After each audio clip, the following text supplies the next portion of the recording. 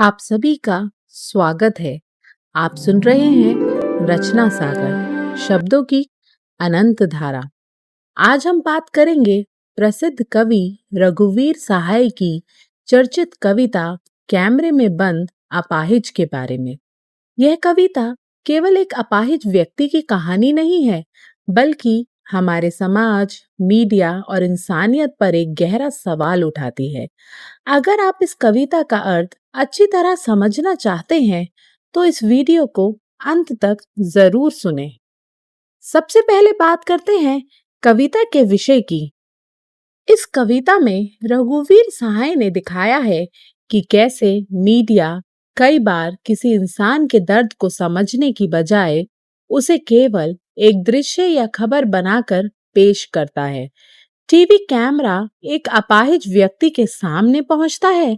उसका उद्देश्य उसकी मदद करना नहीं होता, बल्कि उसके दर्द, उसकी बेबसी और उसके आंसुओं को कैमरे में कैद करके दर्शकों को दिखाना होता है। कवि बताते हैं कि कैमरे के सामने बैठे लोग बार बार अपाहिज से ऐसे सवाल पूछते हैं जिनसे वह भावुक हो जाए। वे चाहते हैं कि वह रोए, दुखी दिखाई दे और उसकी पीड़ा कैमरे में साफ दिखाई दे, क्योंकि उन्हें लगता है कि इससे कार्यक्रम ज्यादा प्रभावशाली बनेगा और लोगों का ध्यान आकर्षित होगा। यहीं से कविता का सबसे बड़ा संदेश सामने आता है। रघुवीर सहाय कहना चाहते हैं कि जब किसी इंसान के दुख को सिर्फ मनोरंजन या टीआरपी का साधन बना दिया जाता है, तब इंसानियत कहीं पीछे छूट जाती है।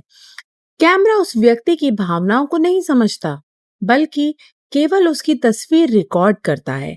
मीडिया का उद्देश्य संवेदना दिखाना नहीं, बल्कि संवेदनाओं का प्रदर्शन करना बन जाता है।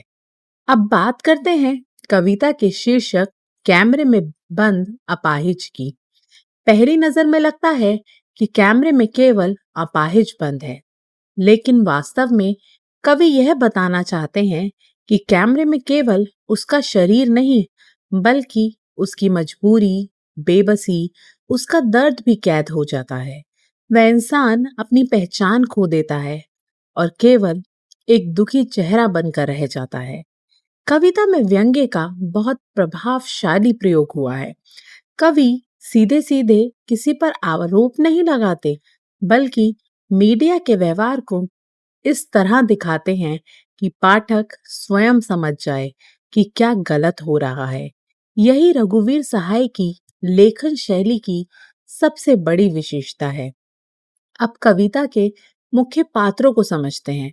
पहला पात्र है अपाहिज व्यक्ति, जो समाज के उस वर्ग का प्रतिनिधित्व करता है जो पहले से ही कठिनाइयों का सामना कर रहा है। दूसरा पात्र है कैमरा और उसके पीछे मौजूद मीडिया, जो संवेदनशील होने की बजाय केवल कार्यक्रम को सफल बनाने की चिंता करता है। तीसरा पात्र है दर्शक, जो टीवी पर यह सब देखते हैं। कई बार वे दुखी तो होते हैं, लेकिन कार्यक्रम खत्म होने के बाद उस व्यक्ति की वास्तविक मदद करने के बारे में नहीं सोचते।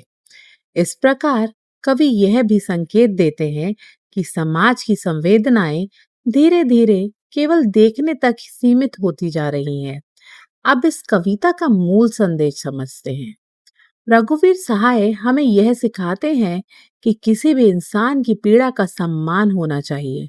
किसी की मजबूरी को दिखाने से पहले यह सोचना जरूरी है कि क्या इससे उस व्यक्ति का भला होगा या केवल किसी चैनल या कार्यक्रम का फायदा होगा। मीडिया का असली काम समाज को जागरूक बनाना है, ना कि किसी की बेबसी का तमाशा बनाना। आज के समय में ये कविता और भी अधिक प्रासंगिक हो गई है। सोशल मीडिया के दौर में लोग दुर्घटनाओं या दुखद घटनाओं में मदद करने की बजाय सबसे पहले मोबाइल निकालकर वीडियो बनाने लगते हैं। कई बार किसी की परेशानी लाखों लोगों तक पहुंच जाती है, लेकिन उसकी मदद करने वाले बहुत कम लोग होते हैं।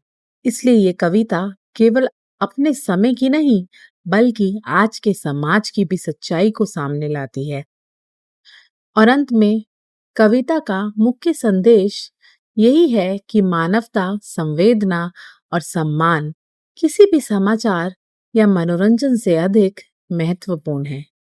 अंत में यही कहा जा सकता है कि कैमरे में बंद अपाहिज केवल एक कविता नहीं बल्कि समाज के लिए एक चेतावनी है। ये हमें सोचने पर मजबूर करती है कि क्या हम सच में किसी के दुख को समझते हैं या केवल उसे देखते और आगे बढ़ जाते हैं। रघुवीर सहाय अपनी तीखी व्यंग्य शैली के माध्यम से हमें याद दिलाते हैं कि तकनीक और मीडिया तभी सार्थक है जब उनके केंद्र में इंसानियत हो। उम्मीद है कि आपको इस कविता का सार, भावार्थ और संदेश पूरी तरह समझ आ गया होगा। अगर ये वीडियो आपके लिए उपयोगी रहा हो, तो इसे अपने दोस्तों के साथ भी साझा करें। धन्यवाद।